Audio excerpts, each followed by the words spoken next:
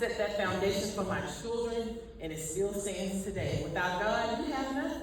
Yeah. And so, on that journey, raising my kids, she gave me the bio. By His grace, here I am. By His grace, here I am.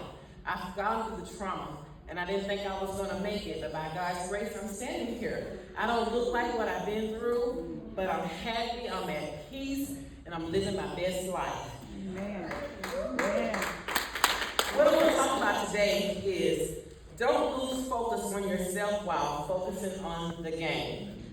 So many people lose focus. You caught up in the money and all those other things. Whatever God has for you, you're going to get, it'll be for you. So first, let me just let you know I am so grateful to be standing here today. And I stand before you today because I don't have all the answers. I stand before you because I've lived the journey. I've made the mistakes, I've cried, I've sacrificed, I've prayed, I've had victories, I've experienced disappointment, and through it all, God has kept me. Amen. So today I want to talk to the parents in the room, especially the parents who have been on this football journey for years.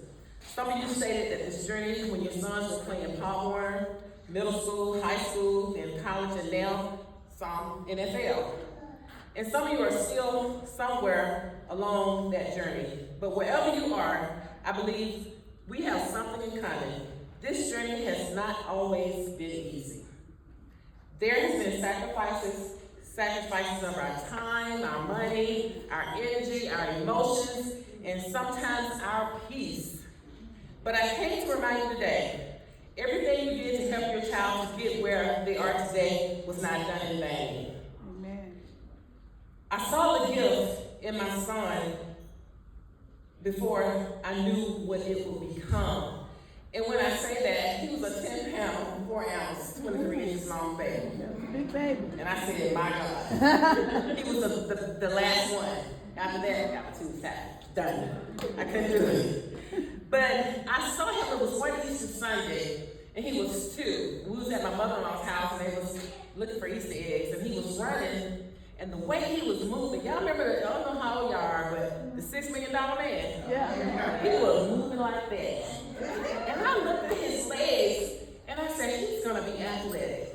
I saw it so clear. And all I could do is just, as parents, me and my husband, we put him in sports. And when he was 4, I was at a PTA meeting, my daughter's PTA meeting, and a gentleman came up, he worked for CNN, and he said, does your son play sports? And I said, no. He said, how old is he? I said, he's 4. He said, 4? I said, yeah. So he said, when he gave me his business card, he said, when he turns 5, give us a call. And he was a coach in Pop Warner. And I held on to that card in my wallet. As women, we know we can go through receipts and throw stuff away. But that card was in my wallet, and I could make the phone call. And I put it in the sport, and when the first year he was a running back, that little kid did 35 touchdowns that season. And I was looking at him like, and he had asthma. But the pediatrician said, let him run, open up the lungs, keep him active. And I did. But he had a heart for the game, the same heart that he still has to this day. So I knew that, he was gonna do something. But what I did was, I told them, if you play sports, you gotta give God some time. All 3. So Sunday school, youth choir, they was active in the church. And he's a gospel artist. He's a gospel singer. He's an anointed singer. Some people know it, some people don't. Right now, I asked him when he was 14, what do you want to do?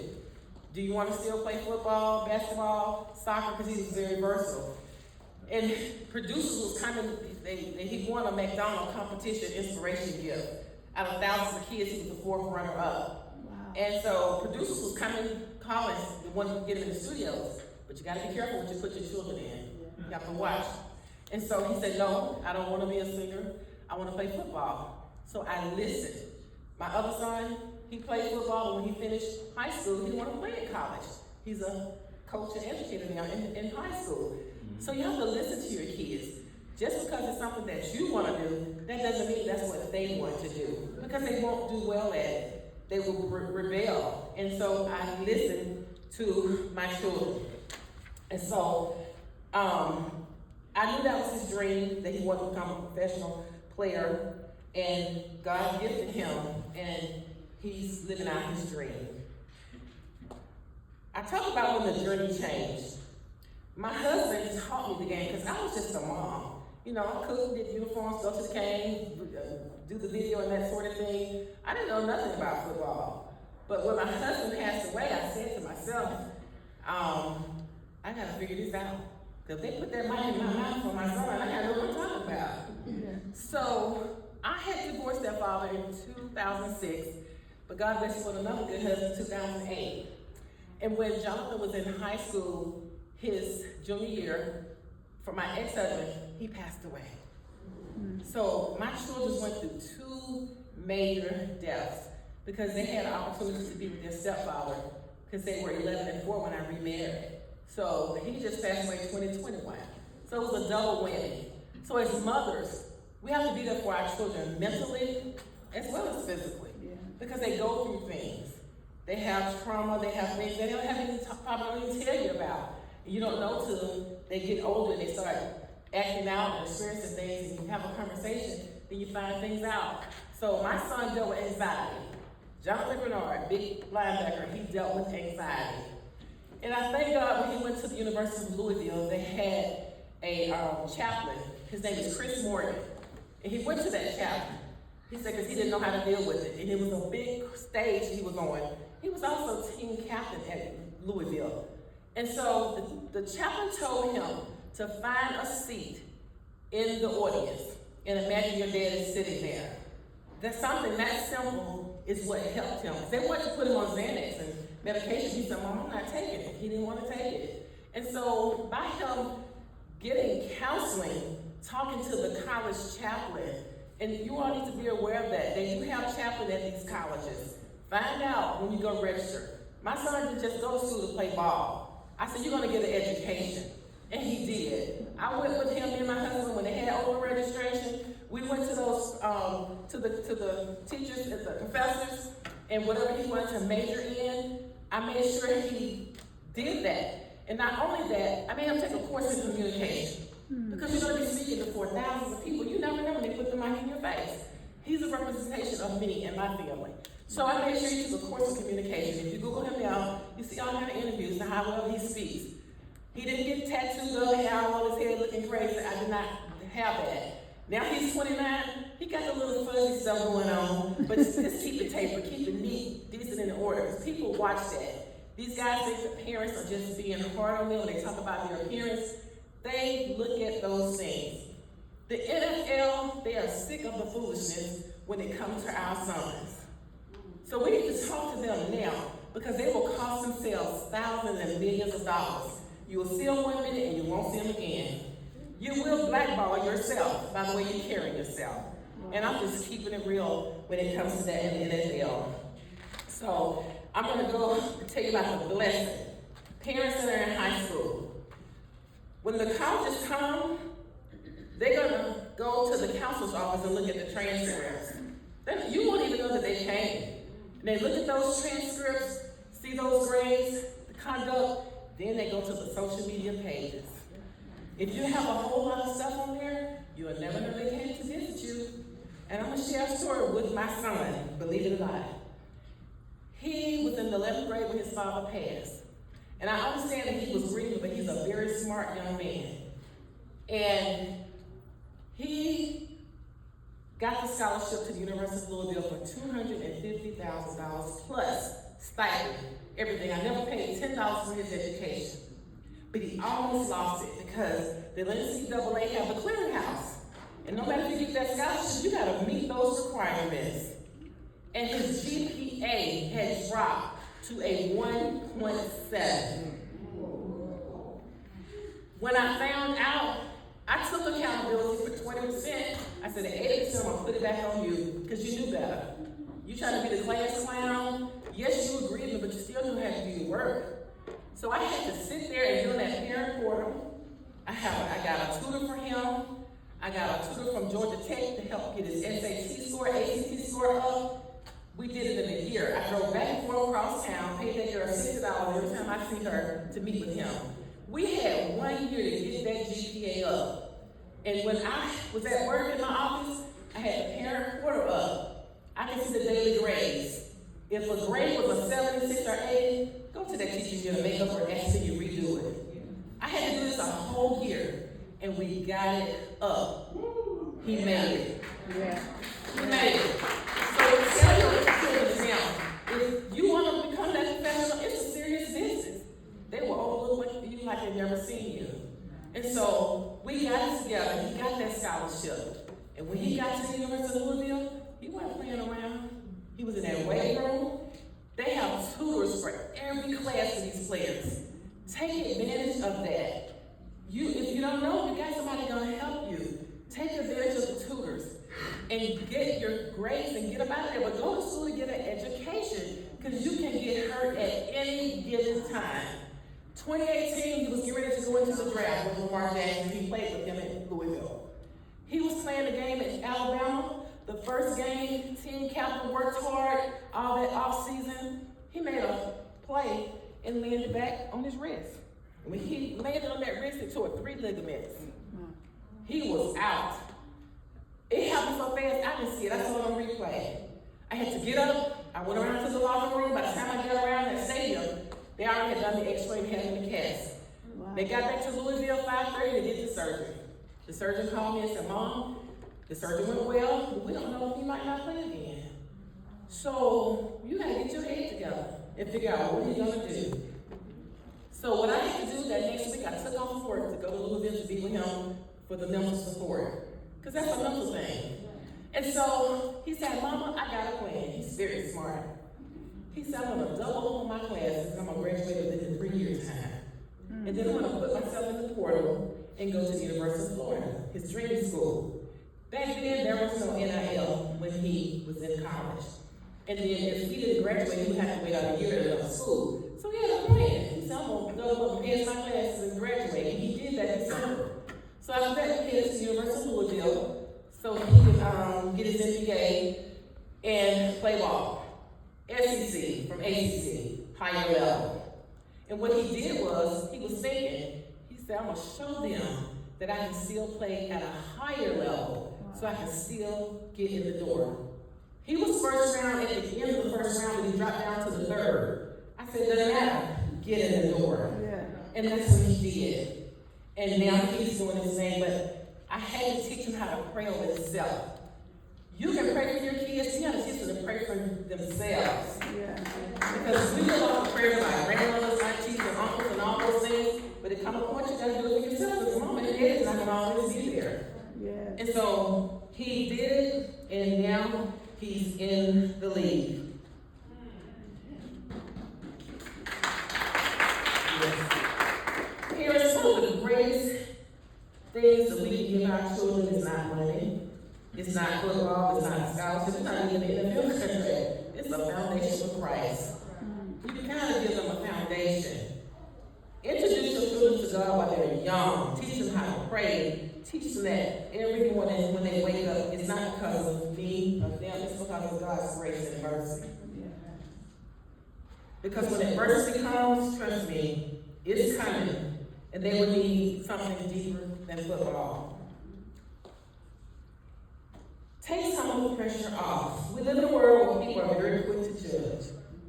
But spectators don't always understand what our sons are going through on that football field.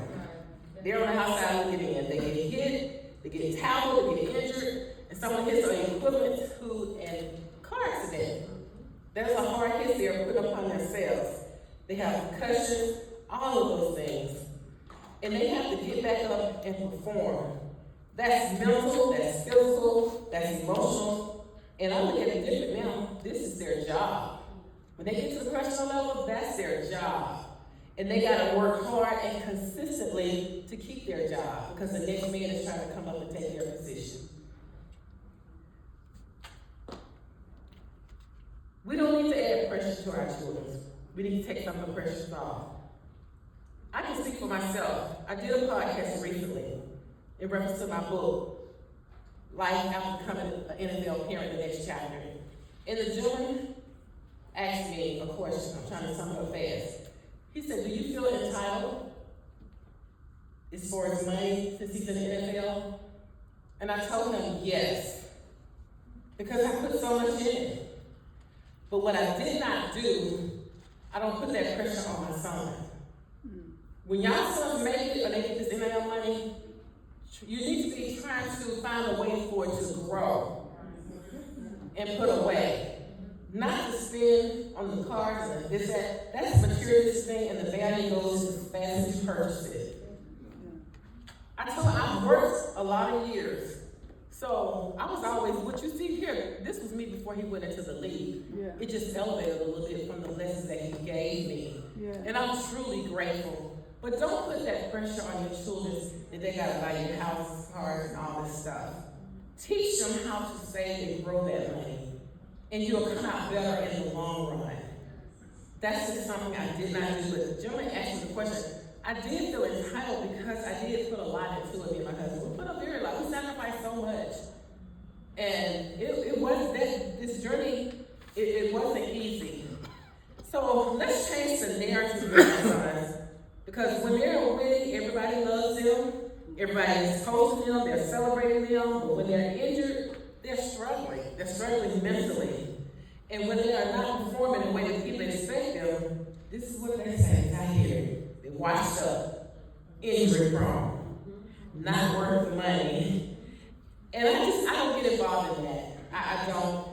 For parents, your college students, when they come in from high school and they talk about 2, 3, 5, 4 stars and all that, don't get caught up in that. Because when they get to college, they're going to be back at the bottom, all on the same level, and you're going to have to work harder to elevate yourself to a higher level, to stand out. And when you go into the NFL, it's the same thing. You got to prove yourself to make it on the 53-man roster. And then to stay there every year. To show you how hard my son works, he's been on that roster. He started on special teams 2 games, and after that, he's been on that roster every year. But when the season is over, he might take off 3 weeks, maybe 4, he's back at it.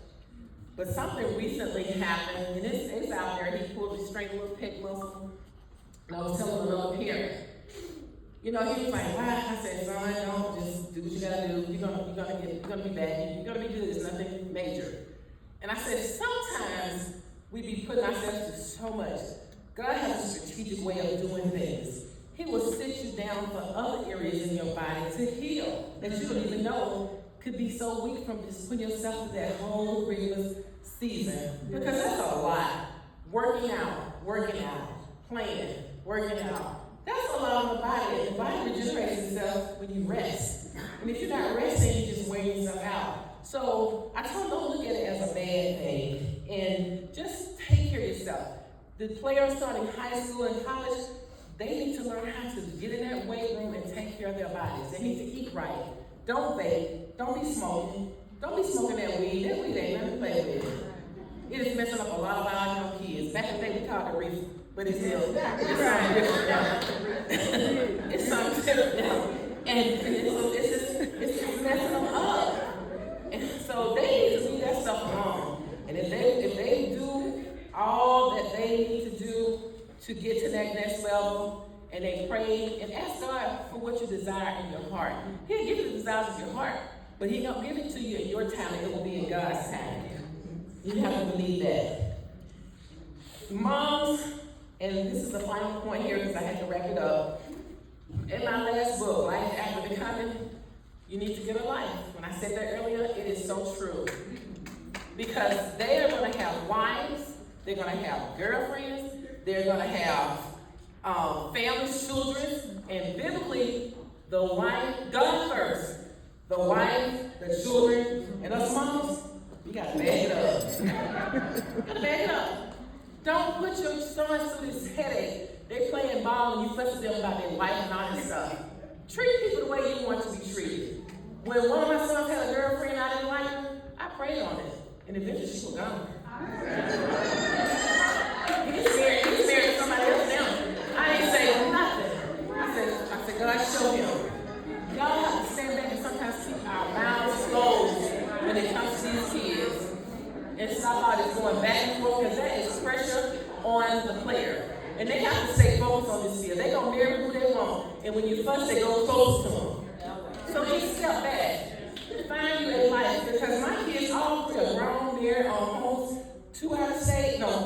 Two out of state, one in state. So I don't see them as often. So I want to be as pleasant when they come to visit their mother. What God has for me, I'm going to get it. If it's from Him, I'm get it. I ain't got to do nothing, just pray about it.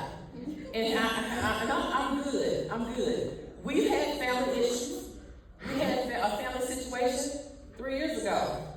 And for my assistant being here with me, she's a woman of faith. She said, I had to step back. For 3 months, I didn't talk to my kids. That was the most painful thing. We had a big argument. And yes, it was about some money. And I never want to be in that place again, not talking to my kids. They are my world. And you will let me tear it apart. It's petty. Very petty. So I thank God He brought us back together. Y'all, life is short. I didn't plan to be in this position, being a widow. I see life so different. And don't take things for granted. Love your children. Teach them and guide them. But most of all, trust God.